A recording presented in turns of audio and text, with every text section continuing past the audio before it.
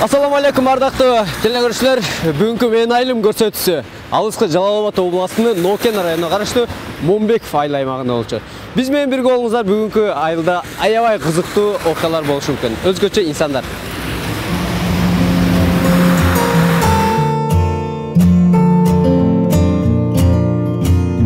Жалал Абад областынын Нокен районуна караштуу Момбеков айыл аймагында 7 айыл бар. Алар Чек, Жазгак, Момбеков, Бостон, Курулуш, Жаңкыштак, Эски Кочкор ата айылдары. Момбеков айыл аймагы деңиз деңгээлинен 600 метр бийикте жайгашкан. Калкынын саны 16300дөн ашуун. 2560тын тегерегинде кожолук жашайт. Айылда орто мектеп, бала бакча, медпункт жана мечит бар. Элет эли негизинен мал чарбачылыгы жана дыйканчылык менен алектенишет. Эжеке, бул айыл Момбеков айыл өкмөт экен да. Анан бул Юсупжан Момбеков ушу партиялык ишкер, Ооба, партиялык ишкер. Ушунун атына коюптур да. Бул качан коюлган, кандай болгон? Бул киши 61-жылы Калинин атында колхоз болуп, баягы Союз заманында жүргөндө муну баягы жаш жетекчи катары бүргөндө колхозунан бул жака, ал жакта башкы эсепчи болгон, эсепти жакшы билет деп тур. Анан бул жака баягы кадровый немелер көчүрүшөт эле, алмаштыруу боюнча келип 61-жылы биздин Калин атында колхоздун башкармасынын төрагасы болуп келген. Келип 62-жылдан 83-жылга чейин иштеди да бул киши төрага болуп. Ошол келип иштегенден баштап бул негизинен 90га жакын социалдык объектилер, буга баягы балдар бакчалар, маданият үйлөрү, фаптар, баня. Канча соц объект? Бир 87 эң керектүү балдар бакчасы, мектептер бардыгын азыр деле карасаңар, кийинки курулгандагыдан да типтүү кылып курган да. Экадаш шарты менен короолор, кой короолор, саңгоро, тала стандары дегендерден андан 70тен ашыгын курган. Алдагы бул өтө эле баягы эл үчүн. Андан тышкары дагы 500 гектардан ашык жерди бул киши. Адыр жерлер болот го, жана карасып жаткан. Ошону сүргүзүп, эгинеге турган, сугат жерге айланткан киши да. Абдан жакшы. Могу портреттин аркасында бүт таладагы иштерди чалдырдык. Чагылдырып, анан бир художникке кайрылдым. Бул идея дагы мен 2004-жылы баягы бир немелер чыга баштады. Өкмөткө айланып калдык. Момбеков болуп неме Союз ыдыраганда эле Калин колхозунан уже биз Момбеков атындагы болсун. Бул киши канча жерде өздөштүрүп, бардык курулуш ушул кишинин колунан чыккан да. 91-жылдары ошондой коюлду да. Түптөлдү да. Эми андан мурун Калин атындагы колхоз болуп калган да. Анан Союз ыдырагандан кийин ушул кишинин эмгегин баалап, ошол мезгилдеги эми депутаттар анан бул кишинин атын койдурду. Сонун бир музейин чалдырыпсыздар да. Өздөрүнүн сүрөттөрүн, колдонгон буюмдарын, жетишкен ийгиликтерин. Бул идея кимден чыкты? Менден чыкты. Айттым го, 2010-жылы тарых жана маданият жылы болгондо, анан ойлондум да, бул кишинин эмгегин көрүп атасыңар канча жасалды. Анан тарых дегенде ушул киши эсиме келди да. Ушуну жасайлы деп, анан кийин кичине бир топко кеңеш кылып, анан өзүнчө үйдөн эле борсок-сорсок жасап аксакалдарды чакырып, анан кеңеш жасаттым. Анан карапайым калк ушунчалык колдоду. Анан кийин биз колдодук. Бирок ушунун бардыгы, мына ремонттор начар болуп кетти эле да.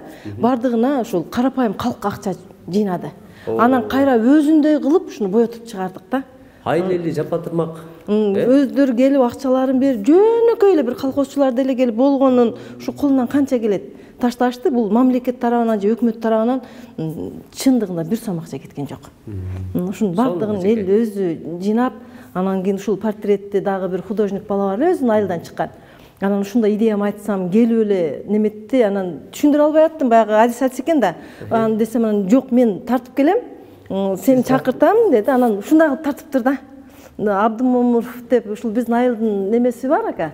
Ошол ушинтип тартып алып келип берди. Сон. Эже бүгүнкү күндө бул Момбеков айылында айылдын ынтымагы кандай? Жакшы. Эми Момбековтен азыр 7 айылыбыз бар. 7 айыл бизден өзбек чек-арасы менен чектешпиз. Өзбек туугандарыбыз дагы бир айыл өзү негизи ушундай көпчүлүк. Ынтымактуу эле бир туугандай бизде, мисалы үчүн алар менен сүйлөшө келсең, өзбек экендерин билбейсиң да, без акцент, жакшынакай ушунтип. Жакшы. жүрүңүз көрөйүнчү деге. Бул ошол кишинин чыныгып отурган столу. Мына ошол кишинин телефону. Мына кресло да ошол кишиники. Ошон үчүн мына сүрөтүн койдуртуп койдук. Ошондой кылган да, бир баланы айтсак мынтип басып таппай койду го жаш балдардан. Анан бул жерде бир өзүнүн баягы Момбековдун кызыл китеби деп коет эле да. Баягы иштеген бригадирлер, баягы жетекчилерчи коркуп турчу экен ошонун китебине жазылбай калайлы деп. Ар бир адамдын өзүнө жараша мүнөздөмөсү бар ошол кишидечи. Паланча митти, паланча кечигип келди, паланча бир кет жоопкерчиликсиз мамиле жасап койду ишине деген. Күнү менен. Күнүн ушундай зерикпей жазган иштери бар да ал кишининчи. Мына көрдүңөр, фамилиясын жазат мына жерден. Кыпакун Амиракул деп туруп, анан мындай үйдөн мынтип кечигип калган, мындай деп себептери менен полный жазылган немесин. Кол жазмасы экен. Полный ушунчалык бир ар бир ишке көңүл бурган мына. Муну көчүрүп үлгүрбөйсүң да, бардыгы ошол кишинин колунда. Мунун даже баягы стратегиялык перспективдүү план деген пландары да бар экен да. Эжеке, ушунча жумуш жасапсыз. Өзүңүз кандай сыйлык алдыңыз анан ушунун артынан? Эми элдин алкышын алдым. Элдин ишенимине мына 4 жолу ээ болуп отурам. Анан ошол мезгилде ачкан жылы өкмөт тарабынан эми мактоо грамотасын алдым. Абдан сонун. Эл үчүн аябай сонун нерселер жасапсыз да. Кудайга шүгүр. Вали. Кудайга шүгүр. Эл өтө муундарга тарых болуп калды эми. Эми ошондой деп ушуну өнүктүрсөк, дагы башка нерселерин таап келип койсок деп ойлойм. Баягы окуучулар деле Момбеков дегенде айылыңдын ким дегенде биле турган бир жер болсун деген ой болуп атат да эмиздечи. Демек алда дагы сонун. Кудай кааласа, Кудай кааласа. Чоң рахмат эжеке сизге. Аман болуңуз. Учурда бул айылда бир топ иш аракеттер жүрүп, электиктерге шарттар түзүлүп, түнкү жарыктандыруулар коюлуп, өнүгүү жолунда. Аймактарды өнүктүрүү, өлкөнү санариптештирүү жана балдарды колдоо жылынын алкагында Чек айылында номер 23 Жунус Алиев атындагы орто мектепке кошумча 110 орундуу имарат курулуп атат. Мына курулуш иши быйыл аяктайт, жакында пайдаланууга беребиз. Мындан сырткары Жазгак айылына 85 орундуу балдар бакчасы, азыркы замандын талабына ылайык келе турган заманбап балдар бакчасы курулуп, 2019 жылдын сентябрь айында пайдаланууга берилди. Ал жерде өзү балдар бакчасы болгон эмес, мына элдин суроо талабына ылайыктуу социалдык маселесин чечүү максатында ушул балдар бакчасын курдук. Мындан сырткары Таштак Момбеков айылыбызга 75 орундуу 2 кабаттуу заманбап балдар бакчасын куруп бүткөрүп койдук. Азыркы күндө абатташтыруу жумуштары башталардын алдында турат. Быйылкы жылы Кудай кааласа буну дагы май айларында пайдаланууга беребиз. Ал жерде дагы балдар бакчасы болгон эмес. Бостон айылына 44-чү Малик Акчабаев атындагы орто мектебибизге балдар үчүн атайын спорт зал курулуп берди. Бул дагы пайдаланууга берилип, бүгүнкү күндө балдар бош убактысын ошол спорт залда баягы дени сак улут өнүккөн өлкө программасынын алкагында ошол жерде машыгышат.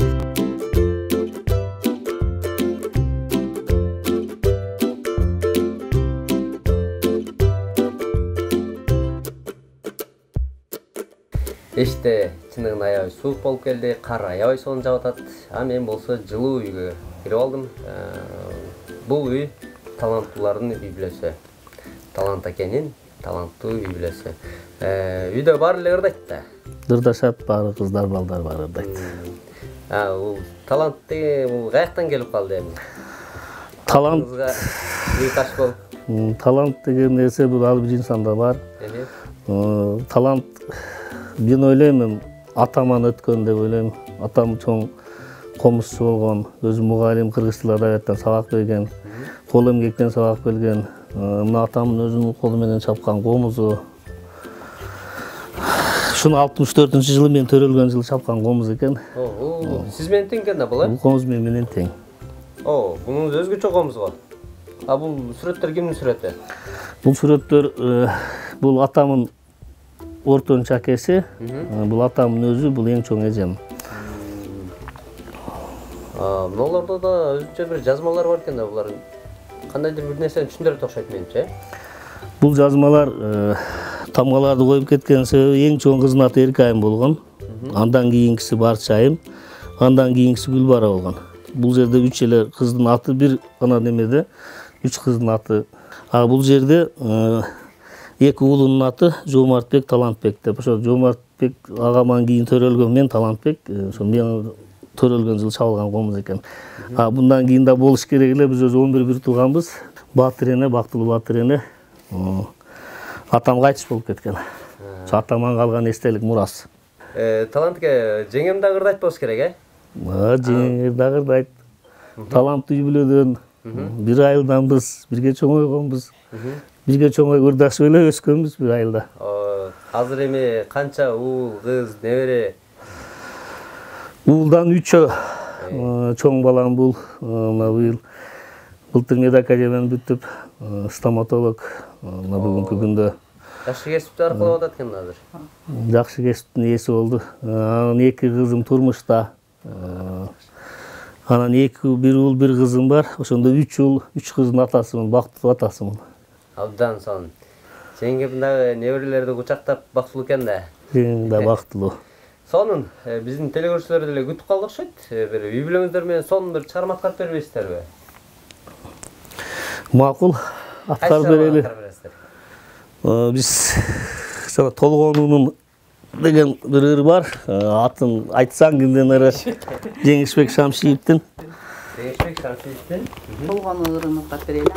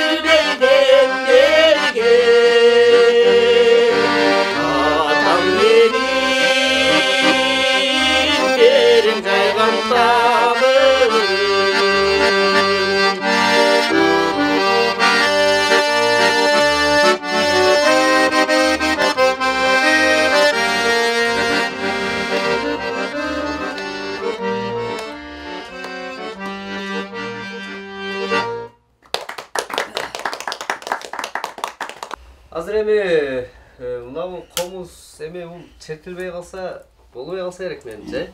Кандай дейсиз?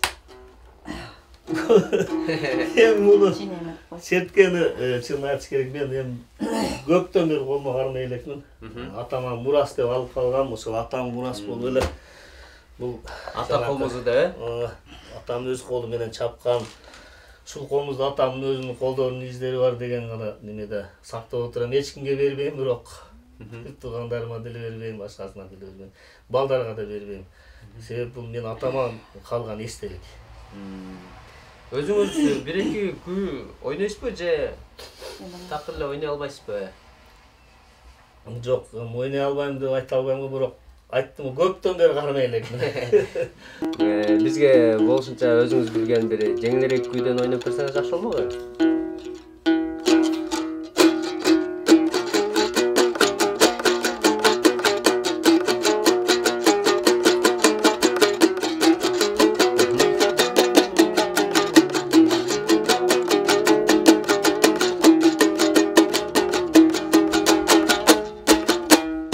Менимче бул чолпонум деген да. Жеңе эми бул талант агам каяктан жолуктуруп кезиктирип анан баш кошуп калдыңыздар? Мынтип талант сүйгүлүү болуп калдыңыздар. Бир аз айтып кетпейсизби өзүңүз? Мен өзү негизи ушул экөөбүз жанагыңар айткандай бир айылданбыз. Бир мектепте билим алганбыз. Анан мен эң кичинекай кайным менен экөөбүз бир класста чогуу окуганбыз. Мен ушул жерден эле кыз боломун. Баягы көп жерде айтылат го, көп эми генотип менен аял кишиден өтөт деп. Менин апам өзү өтө сөзмөр аял эле. Анан кийин чоң энем дагы куйлуштуруп сөздөрдү аябай окшоштуруп сүйлөчү. Көбүнчө кошокторду жакшынакай айтат эле чоң энем. Мен чоң энем өзү 99-жылы 108 жашында кайтыш болгон. Ошол кезге чейин биз уже биздин кулагыбызга ошол энемдин көп сөздөрү кирип эле калган болчу да. Кошокту да жакшы айтат турбайсызбы анда? Кошокту дагы келиштире айта алам.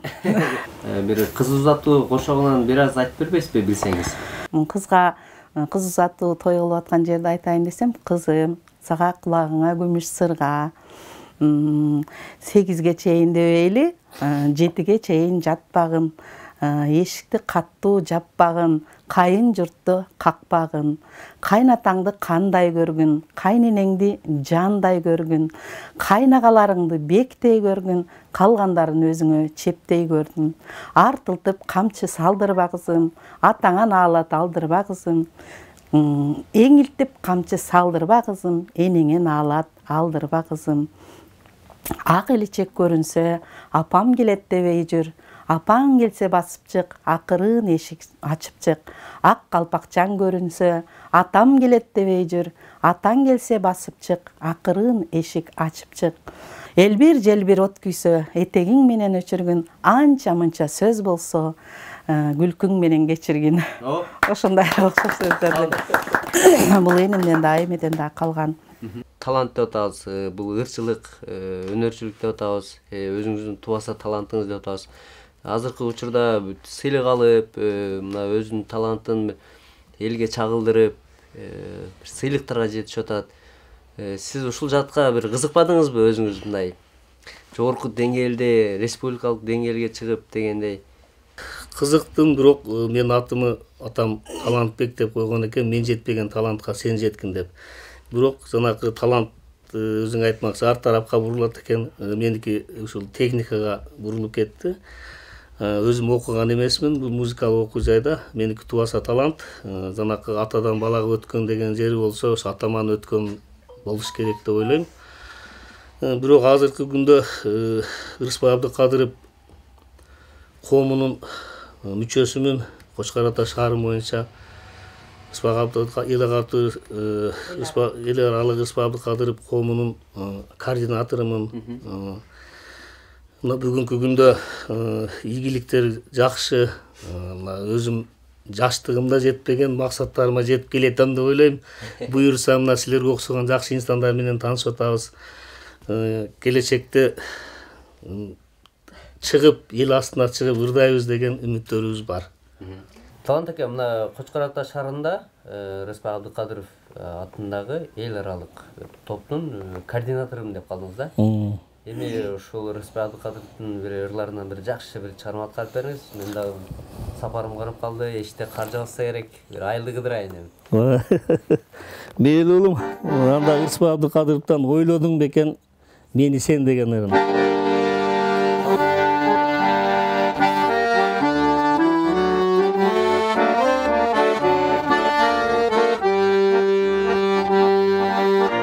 Сабылып күнөм туш болуп, санага калсам туш болуп, заматта сага жетсем дейм да, закымда учкан куш болуп.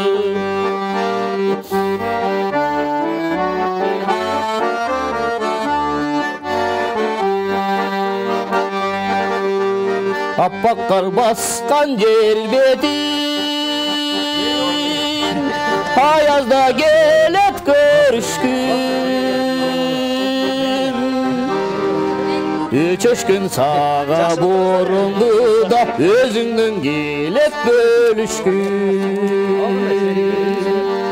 Өчөшкөн сага борунду да өзүңдөн келет бөлүшкүн. Ава, бул жерде эми сиз Кыргызстандын чегарачы болуп жашайсыздар. Чегарачымын. Канча жылдан бери бул жерде отурташып келесиз эми?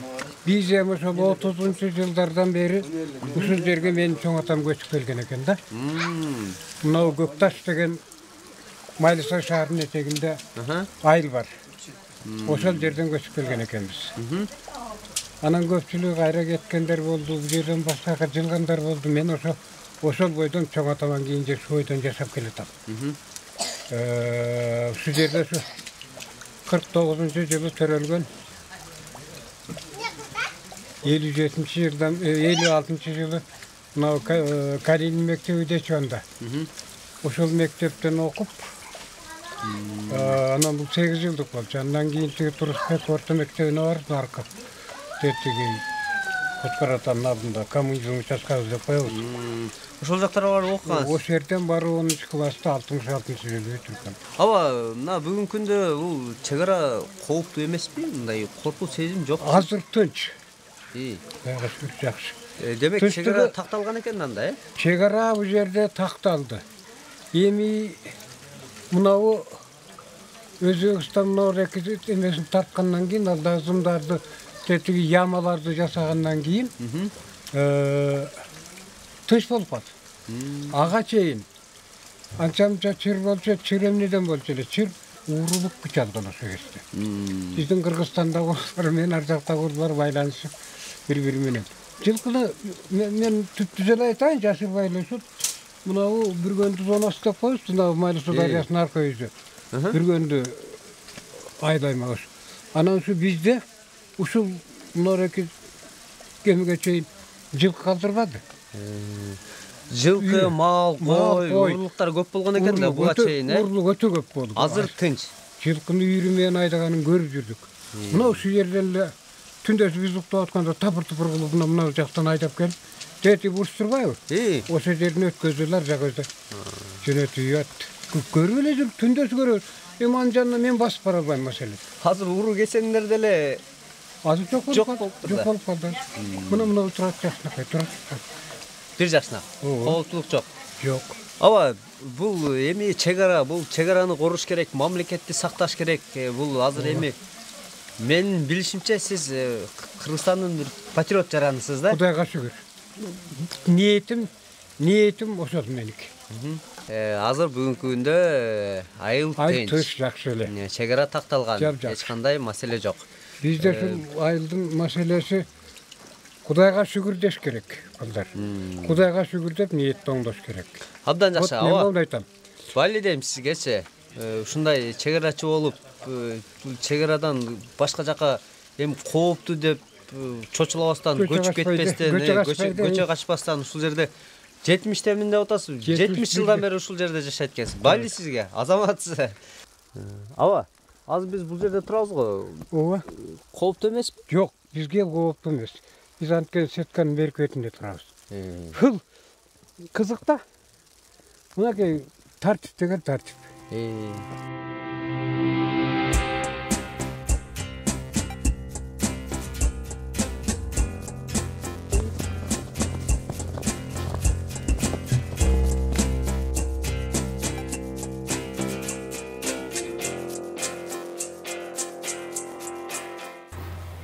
Агай, бул сүрөтчүлүктү кайсыл жерден бүткөнсүз? Сүрөтчүлүктү Бишкектен азыр Сүймөнкул Чокборов атында училище болгон. Илгери 92-чи техникалык училище болчу. Ошону бүткөм, 85-жылы бүткөм. Ошондон бери айылга келип, ошол айылда иштейм. Заводдо иштедим. Сүрөтчүлөрдүн баарын эле мындай өзүнүн бир пачерт деп коет го. Ошону болот да. Сиз эмнесине маани бересиз ошол? Пачертиңиз кайсыда? Туура. Баарын өзүнүн пачерки болот, өзүнүн Kıl kalemleri var.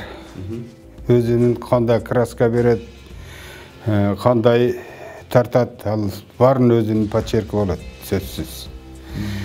Ошондой менин деле почерким бар, өзүмдүн. Мен көбүнчө окшоштукту каалайм. Ошон үчүн ушундай тирүү тарткым келет көбүнчө. Тирүү элестетип. Элестетип теле тартам, бирок көбүнчө көрүп тартканды жакшы көрөм. Сүрөтчүлүктөн башка өнөрдү тандабайсың деген атаңыздан же агалардан кеп укканыңыз болгонбу? Болгон. Андайлар болгон. Атам сүрөтчү бизде болгон эмес деп, мени окутпайм деп, кийин көрүп, анан кийин ыраазы болгон. Ал маалда билбейм, мен ушуга кызыккам. Апам азыр тирүү, 85ке чыгып калган. Апам кийиз кылчу эле, шырдак кылчу эле. Ошондон үйрөнгөм ушул сүрөтчүлүктү. Кийиздин, шырдактын оймокторун чызып берип, ошондон үйрөнгөм апаман. Азыр эми буну бүтө элек деп атасыз. Мына кар аралаш, жаңгыр, ошол учурдагы элдердин иштеп аткан, жумушчулардын иштеп атканы деп атасыз. Ушул учурга чейин канча убакыт кетти, эми дагы канча убакытта бүтүшү мүмкүн? Азыр булун баштаганыма 2 жыл болгон. Бүтө элек. Улам жаңыланып атат. Бир жагын тапсаң, кийинкиде эртеси келсең жакпайт, кайра оңдош керек. Анан характерлер туура келбей калат. Аны оңдош керек. Ошентип изденип атам да азыр. Агай, 2 жыл баштаган болсоңуз, менимче бул сүрөттөгү каармандар деле сизге тааныш болсо керек, э? Тааныш. Өзүм да иштегем. Бул өзүңүзбү? Бул өзүм. Өзүм да иштегем. Бул иш болуп. Муну эми көрүп атам мен. Ошолдогу жумуштун жүзүн беришим керек да. Эми бересиз. Эми берем. Анда мындып кыйналып, суу агып, тердеп, аябай балчылдаган баткакта иштешет. Иштегенбиз анда дагы. Кыйын, оор иш. Булар керек болсо тамактанганда дагы тик туруп тамактанышат. Отуруп атайын обед кылышпайт, атайын ужин кылышпайт. Себеби жерден чыккан кара алтынды алыш керек, антпесе болбойт. Бүгүн кылганың эртең жакпай калышы мүмкүн. Бүгүн бул мынтип отурса, мен жакпаса эртең башкача кылышы мүмкүн буну. Бунун эми Кудай берген бир талант бар. Көз караш бүгүнкү менен эртеңкинин айырмасы бар да. Бүгүн жакшы бүтүрдүм деп кетесиң, эртеси келсең, кандайдыр бир жери жакпай калат. Жакпай калат, анан оңдошко туура келет. Жакшы. Азыр мына биздин артыбызда турган сүрөттөргө басым жасагым келип атат да. Пейзаж бар экен. Мына Чыңгыз Айтматовдун чыгармасындагы сүрөттөр. Буларды кайсы убактарда тартып койдуңуз? Анан мисалы үчүн Чыңгыз Айтматовдун Жамиля деген чыгармасын жакында эле Сүймөнкул Чокморовдун туулган күнү болду. 2 ноябрда. Ошого арнап ставка болгондо ушуну атайын тарттым өзүм. Сүймөнкулдун элесин чыгарып. Ол жакка элеси берилип тур, ооба. Ай. Кыргыздын бир отрывогун бергим келди. Эрте мененки таңга маалыкы. Шуну бердим. Кандай жашайт? Ошолорду көрсөткүм келди. Бул 2017-жылы бүтүргөн экенсиз, а? Ооба. Тиги Арслан баб кичинекей шаркыратма. Бул өзгөчө. Менин атам. Бул атаңыздын сүрөтү, э? Ооба, менин атамдын сүрөтү бул. Сизге окшош экен, э? Siz окшош экенсиз. Ооба. Жакшы. Канча сомдон баалайсыз да буларды? Мисалы үчүн муну өзүм элестен чыгарып таптым деп атасыз. Муну биз айтып коебуз, бирок эл өзү баалап алат муну көбүнчө.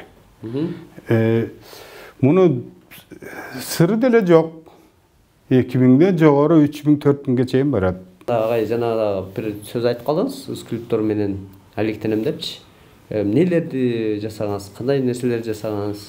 Айтып кетпейсизби? Мен улуу атамекенди. Аркадагы сиз жасаган болуш керек, э? Бул менин апам жасаган жаш кезин кетменчи. Талаада кетменчи болуп көп жыл иштеди. Пенсияга чыккыча. Ошону элесин бергем. Дагы кандай? Анан 16 герой жасагам. Шакимчик насында турат. Биерлерге көп жасадым, фонтан жасадым, шаркыратмалар жасадым. Мындай элдеге керектүү нерселерди. Скульптура жагынан көп тоо текелерди жасадым. Алар сыртта деле турат рамалары. Ошондой заказ бергенде жасап коем. Зура дедим? Зура бул сүрөтчүлүккө канча убакыт болду келгениңе? Көп эле болуп калды, эми ошо агайдан көп нерсени үйрөндүм. Эмне үчүн сүрөтчүлүк тандап алдың да? Сүрөтчүлүк бул аябай жакшы неме наук деп ойлойм. Мындан адам өзүнүн көркүн ачат да. Бул мен кичинекейимден бери сүрөт тартышты аябай жакшы көргөн болчу элем. Кийин келип чоң ушул агайга алып келгем мени кичинекейимде. Ошол агайдан ар нерсени үйрөнүп ошол жакка чейин жеткизди. Азыр кенен кандай сүрөт болсо тарта аласың? Бирок азыр мен көбү эле пейзаж жана ошол тарта алам. Бирок кеңири адам бетин тартышка эле үлгүрө элекмин. Азырынча жетише элексиң, э? Иә. Бирок буйруса келечекте көп нерсени багындырасың.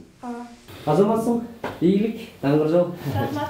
Чындыгында Халил агайдын байлыгы ушул жерде баа жеткизсе экен. Азыр бизди көрүп отурган телекөрүүчүлөр деле ичинен ошо Халил агайдын бир сүрөтүн алсам экен деген бир деген бир сонун бир ички сезимдер болсо керек. Эмне дейсиз? Бар болуңуз, аман болуңуз, ишиңизге ийгилик. Ушундай жаштарга үйрөтүп, кийинки муундарга өзүңүздүн өнөрүңүздү үйрөтүп калтырып кетиңиз. Биз болсо баралы.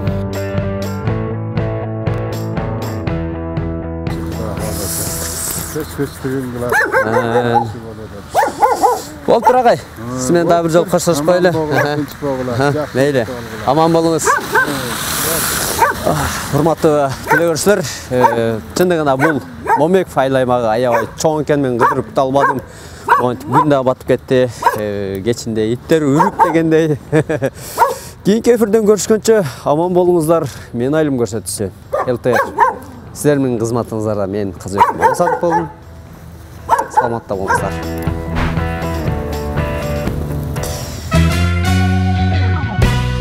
Мына бүгін біз мына ушул айылда болобуз.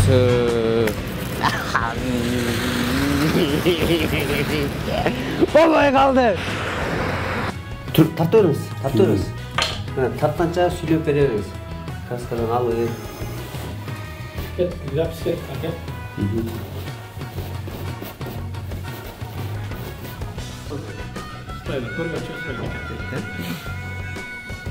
Эжеке ушун